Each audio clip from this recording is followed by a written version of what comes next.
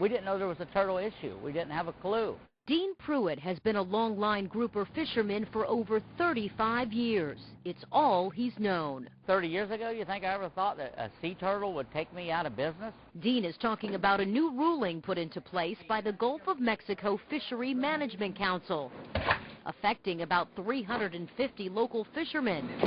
The emergency rule says all longliners, which lay miles of hooks along the Gulf bottom, can no longer fish close to shore for shallow water grouper. It's because loggerhead sea turtles, a threatened species under the Endangered Species Act, are reportedly dying at a rapid rate. But according to research paid for by the grouper fishermen, they are responsible for less than 1% of all turtle deaths.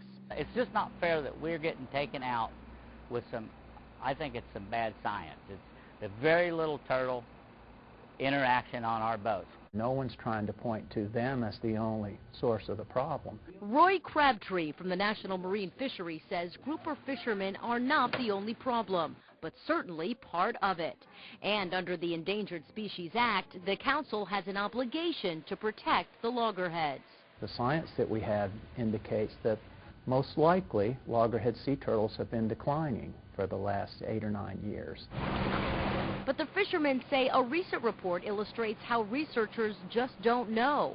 In June, the Gulf of Mexico Fisheries Management Council scientists reported the loggerhead female population is unknown. It could range from 30,000 to 300,000 to over 1 million, and reversing the sea turtle's population decline may not work.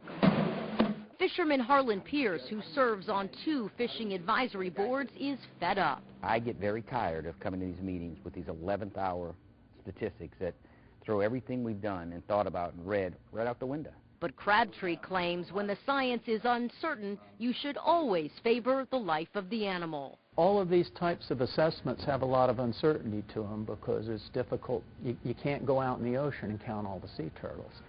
So what we have to go with is what's the prevailing opinion of most of the scientists. But Dean feels the government solution is not fair and will drive local fishermen out of business.